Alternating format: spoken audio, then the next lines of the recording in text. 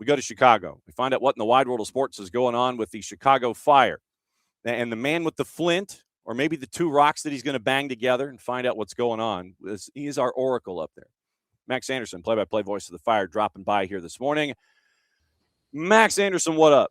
Mr. John, how are you, sir? Happy MLS soccer season. You ain't kidding, brother. I'm digging the fireplace behind you.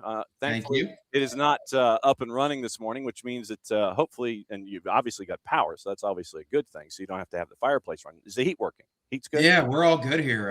In fact, it's supposed to be 60 degrees on Friday. Home opener on Saturday, maybe more towards the 40s, unfortunately. But it's been a chaotic winter for sure. All right. So how chaotic has it been? Since you asked that question, I'll go ahead and ask it back. How chaotic has it been, sir? It's like match game all of a sudden.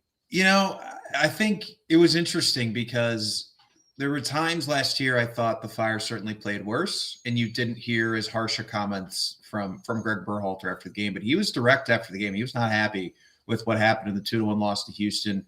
Felt like they didn't have an edge in the second half. First half, I mean, we were talking at halftime. It was as good of a first half as we saw from the Fire at any point last season.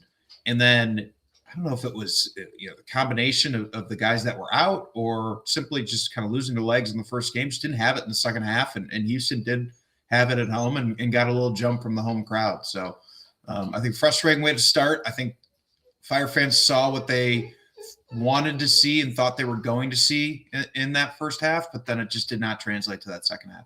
Okay, the absences I know included Andrew Gutman and Jonathan Bamba. For those Jack of us, Elliott as well, don't forget. Right, and so when you don't have those three, how did it look with what Gregg Berhalter had available to him, if I could get my upper plate to work? Without those three, how did the starting 11 look, and how did they respond to one another?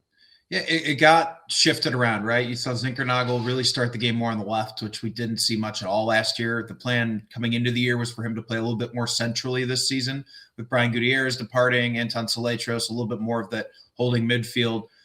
What it looked like was some new pieces coming together, right? I mentioned Saletros, Robin Lod, the longtime Minnesota United all-star just a couple of years ago. And then Mbigazeli and Bawazi in the back end, right? So you had three international players playing their first MLS minutes. I think there were, excuse me, not Robin Lod, obviously, but between Saletros, Mbigazeli, and then DJ Johnny that came in later. And it looked like they were still learning the ropes of the MLS. A couple of times, maybe they thought some fouls that aren't fouls in the MLS, right? They're coming from different games abroad. So there's always that adjustment period when you get players from outside the MLS getting used to each other. So I think at the end of the day, you highlighted some of the injuries. Ultimately, even Jonathan Dean, while maybe not considered a starter every game, would have been a starter in that game, and he was also out. So they got to the point where Sam Rogers felt something in the second half, and they were down to their fourth and fifth center backs in game one. Never a great sign, right? No. So it was just a combination of things, and it's game one on the road. Don't want to overthink it too much.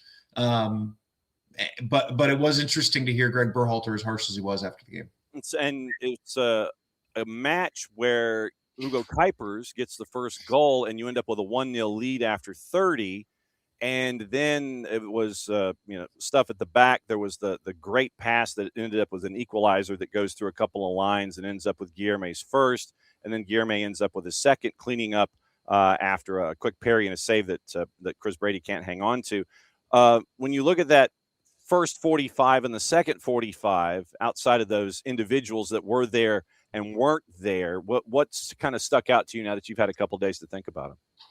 I think what was interesting was, as much as anything, Philip Zinkernagel in a very different role. And I apologize, this entire interview here, I got a couple of dogs here that are we are a pet friendly environment, and they are as much associate producers as anybody else. As a matter of fact, the rowdy man doesn't want anything to do with the rain, and he is down. Well, that's Ruby behind me, and then I've got Olive by my feet right now, so I apologize. But good, two-dog household here. Mm-hmm. But Philip Zinkernagel, I think, was still getting used to playing a little bit different role than what he did last year, especially with some of the absences. I think he was being asked to do a little bit more in possession, which wasn't necessarily what he was doing as much of last year. He was able to be more creative, play more off the ball. And then the combination of him and Kuipers, as we know, was lethal last year, right? 32 goals between them. It really was a potent combination. I think ultimately it was a lot of new pieces. And then, Gregg talked about it in his post-game press conference. He thought, we can't come out and play average soccer and think we can win in this league because we played below average soccer. And he was blunt about it. And like I said at the Open. So I think it was a good wake-up call after what was a good preseason, right? Really, really nice down in Florida and then out in Coachella. All three of the key names you mentioned between Bamba, Jack Elliott, and Andrew Gutman were all back at practice. I think Gutman was more limited from what I saw from reporting, but does sound like they should get some pieces back this weekend, a home opener against a still very struggling Montreal team. Yeah, we will get into that one coming up in just a sec. The new faces that came in here for 26, and some of them are logistical new faces, even though they are coming in from other places. One of the folks that has been of interest to me specifically is Jason Shukaluk. And since we are the home of the twos, we get to see, MLS Next Pro up front and center, and we get to see development and players coming up from MLS Next Pro to become MLS Soccer ready. When you look at someone like Jason, what are you thinking would be a successful year for him? He lit MLS Next Pro on fire and basically just decided it's like, yep, I'm ready for my next step. What is your expectation for someone who was as prolific as he was in Next Pro now coming up to play with the first team? I think that answer really depends on what the Fire do in the summer. They still have the open DP spot. The Robert Lewandowski talk has not quieted down in any media circles. So I'm going to hedge this answer with it really depends what happens this summer. So if I get clipped here, I want that to be clear. We play full sound bites, brother. We don't clip. But what is interesting about Shukaluk is obviously his scoring prowess last year, right? Golden Boot winner, signed the first team contract. The piece I think would have been more open for him if not for Chris Mueller coming back as well. And I know the club really trusts him, and they think, and I think he'll end up playing some of that Tom Barlow chaser role a little bit later on in games. Depth also matters. Ugo Kuipers was incredibly reliable last year, but we're, year-to-year league in terms of injuries and everything. So knock on wood, he survived. So all that to say, I think there are people that are excited, and I do think he'll get some time, especially in attacking moments when they want to put more on the field early on. I think barring injuries, it's going to be tough for him to get a lot of minutes from what I've seen so far, but reports out from Coachella were that he had a really nice preseason. The coaching staff seems to really like him, and his scoring prowess is pretty well known. So he'll get his opportunities. What he does with those opportunities is going to dictate, frankly, how much more opportunities you get, because it's not wide open for him at the moment. Yeah, cause and effect. So since you mentioned Lewandowski, I'll go ahead and go down into that section of the pool. How serious? I mean, are we like serious, or is this just still kind of kicking tires on something? So, John, I'm going to disappoint your audience. I'm not that much of an insider when it comes to the sporting front office. Right. I do know some people around the team, and certainly reading kind of what's being said, it seems to be serious. Okay. Ultimately, getting somebody like Lewandowski, who still has a lot of wiggle left in his career, frankly, from what I've seen, what he's doing at Barcelona, right. It's a challenge, right? It's a long process. We saw it with De Bruyne last summer, how close the Fire got, and apparently that was very close, like very, very close. So, I know there's some familial decisions. Beyond that, I know it's a pursuit that's happening from all reporting that I've seen. I know kind of, unfortunately, nothing more than that at this point, but I think they have an open DP slot. And it seems like Gregg has been taking a swing at that spot for another big landing piece. Okay, and so then currently right now you're 2-4, right? So it's just basically flipping one of the U22s into Garber Bucks, right? Yeah, I'm not a roster sicko. I rely on a couple other people for that. From what I understand, that there's some easy moves that they could make to make a switch there. But beyond that, the roster thing in the MLS is still something after 4 seasons of following it closely that I'm nowhere near an expert in. That's why I defer to others too. Exactly. So all things being equal, let me ask you this: All things being equal, everybody being healthy, the names that you mentioned, the starting 11 of starting 11s in neon as it's supposed to be. For what Gregg Berhalter wants to do to be successful by the end of 90 minutes, I don't want to know about the star power. I want to know about those integral pieces. Who do you think the integral pieces are that don't get a whole lot of spotlight for this overall success of Chicago Fire? Who would those folks be when it comes to putting the puzzle pieces together for the success of the Fire? Who are those second level dudes? I think it's going to be defensively. This team is going to score, right? Gregg Berhalter came in this league. They set a club record last year for goals, second in the whole league. They could score. The problem last year was defensively, right? And could they keep the ball out of the net? And so the hype around Mbawazi is real. From what I saw for 90 minutes in his first action, totally see why everybody's excited, see why South African fans think he's going to end up in the Premier League and be, a superstar. I see the writing on the wall there. I could see where this could be a short stint in MLS. Lot to prove still, 90 minutes only, but I see what everybody saw. That's one guy. Anton Saletros is a really interesting piece that they brought in. They reshaped the midfield. Obviously, Brian Gutierrez leaving. Kellen Costa didn't play much, last year anyways, but he's also left. And they really changed the shape with Lud coming in, but also Saletros, who's going to be that guy with Jay Davila that's going to control the middle of the pitch. So those are the three guys, the triangle, kind of in the middle of the field between Davila and Saletros in that holding midfield, and how Mbawazi can hold up in his first MLS season next to Jack Elliott. They have, like we talked about, some depth in that middle area. Mauricio Pineda is still a Fire player. They have some pieces that can play in the middle. But what those three do, Saletros, Mbawazi, and Davila, that triangle in the middle, I think is going to tell you a lot about where this Fire season can go. Okay. I do want to ask about the stadium project coming up as we go, but I want to go first to CF Montreal. And there are times when you look at them on the field, and to say that they're a dumpster fire might be insulting to dumpsters. And it's at the same time, you can't take them for granted because they will come up and bite you if you kind of sit there and it's just like, it's CF Montreal, blah, blah, blah. When you went out to practice yesterday, what are your early vibes about Study Hall getting ready for this one on the weekend? So like you said, right, every team wins 5, 6, 7 games a season at least, right? So they are going to win games. I don't think we've ever seen a defeated MLS season. Someone can correct me, but I don't think we have.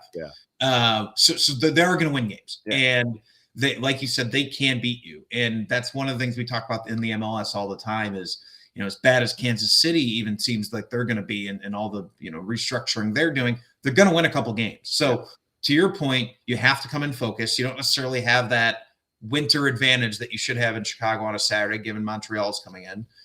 But you do have an advantage, and you should be getting some guys back in your home opener. And I do expect that they'll look better. I think things will look a little bit closer to that first half for a full game after they've had a chance this week to work on some things. And I do expect them to come out with a result, a winning result at that. But like you said, anything can happen on a Saturday in the MLS, and certainly we'll see what the weather conditions end up being. Like I said, looking like 40s, but I haven't checked the wind yet, and that can always change things on the lakefront at Soldier Field. Oh, you ain't kidding. I mean, seriously, for those who've never been to Soldier Field, and I guess this is my pseudo transition into the new stadium project question, how would you describe the wild card that Soldier Field can be when it comes to a game in Major League Soccer? Because we've seen goals that have been like massive 19-yard left to right swings if it gets caught up in the breeze. I mean, how much of a wild card and an intangible can Soldier Field become on a game day? Well, it was Kellen Acosta against Montreal on St. Patrick's Day a couple of years ago, one of the wilder MLS goals of all time, right? So certainly things can happen. I think Soldier Field, first of all, as a lifelong Chicagoan, season Bears ticket holder, grew up a Fire fan in my youth, and then focused more on American football in my adolescence. But a special place on the lakefront. It's a special setting. The stadium, it needs some work. As someone who goes there all the time for professional and personal purposes, I understand why the Bears are looking. But it's an awesome venue right on the lakefront. If you have a choice to go to a road city. We know the history of Wrigley and U.S. Cellular guaranteed rate, excuse me, and what that it's brings. Comiskey. They ain't paying you. Fair. What Comiskey and Wrigley bring to the summertime in Chicago and the types of trips people like to take. Soldier Field's another one of those. If you're thinking about, hey, I want to visit an MLS city, and you haven't had a chance to come to Chicago, especially if you get a game against the Fire in May, or in this case, probably not till late July, especially those summer games, strongly recommended. The pitch itself is a FOOTBALL pitch, right? It is designed for American football over football, right? So it's a little bit tighter quarters on the sides at times, but overall, the historical stereotypes about the turf at Soldier Field have been much better over the last 5 to 6 years. Since the last Bears general manager came in and really kind of took control with the Park District, that's changed a good amount from what the historical norm of Soldier Field has been. But ended up getting, I think, pretty close to leading the league in attendance in a pretty big stadium. So expect a pretty good turnout for the home opener, and I think it'll be a positive result. So then the new stadium project, for those that aren't as up on it as you are, explain the differences. And obviously Joe Mansueto wanting his own barn, I get it. So the new stadium project, where is it by comparison geographically, and what is it bringing to the table? Sure. So geographically, not too far, still in downtown Chicago in an area called the 78, which is like just south of the Loop and a little bit west of the Loop, like southwest edge of the Loop. It's self-funded. I mean, that's a pretty popular topic, is how stadiums are funded these days, especially in Chicago, and always a conversation between the White Sox, the Bears, and what was the Fire, until Joe Mansueto grabbed the bull by the horn and said, I'll just pay for it myself. I don't need the state. So kudos to him for stepping up as a true champion of Chicago and saying, I'm taking this on and doing it. 22,000 seat stadium, from everything I've read. They just opened the Dear Chicago experience, where fans can go and actually experience what suites would look like and what the luxury spaces will look like as they try to, sell towards the new stadium and sell packages. Excuse me. So 22,000 soccer specific stadium, plans to make it multi-use for other things as well, but obviously primarily for the Fire. I don't know if people realize every season since the Fire moved back to Soldier Field, they wait until about mid-May till the NFL releases their schedule, and 3 or 4 games end up getting rescheduled from Soldier Field out to SeatGeek and Bridgeview. So the multitude of reasons why they wanted this to happen. And, since Joe Mansueto bought the team in 2019, he's done nothing but invest in it. From, money for DPs to this stadium project, he's really brought back, the financial engine that you need to compete in modern soccer. We're seeing it all around the league. If you're going to build these stadiums, if you're going to get the top players, you got to invest. And that's why the Fire have been in on the likes of Neymar 2 summers ago, De Bruyne this past summer, and maybe Lewandowski now from all public. I still think 22,000 is too small. That's just me. I think in this day and age, I think you've got to be closer to 30 if you're going to be getting larger soccer events and things like that, especially with how MLS is growing. I digress. Fair point. Fair point. So a couple of random questions before we go. Are the Bears going to Indiana, or are they going to stay in Chicago? No. They'll be in Arlington Heights. Because, was it Hammond that was kind of sitting there and waving their hand and going, hey, you can come here and everything will be cool. I can speak more freely on this one as just a Bears fan, right? I do not think that George McCaskey's first move as patriarch of the Bears is to move the Bears to Hammond, Indiana, after his grandfather so desperately wanted to move the team back to Arlington Heights in the 70s. Never happened. They ended up doing multiple deals on the lakefront, but they've been eyeing Arlington Heights property for 2 generations to move the Bears out there. And to think that his first move as patriarch, George McCaskey, is to move the Bears out of the state of Illinois, the pride and joy of Illinois. Until shovels are breaking dirt, and even then, I'm going to say it's a head fake that they're going to Arlington Heights. Then my last question for you: best pizza place. I have a hot take on this one. Chicago pizza, I don't think is very good. Deep dish pizza is not the same thing. I don't think that's what you're asking. If that's what you're asking, Giordano's, that's what I've had my entire life. I grew up 3 blocks away from a Giordano's, and when it was pizza night, it was Giordano's. So that was my my pizza. But I do love Max and Izzy's out here in Lincoln Park. But New York wins the pizza race. The people that are still fighting that Chicago is better pizza than New York, give that one up. We're the hot dog capital. We're happy to be the hot dog stand on every corner place and the overall food mecca.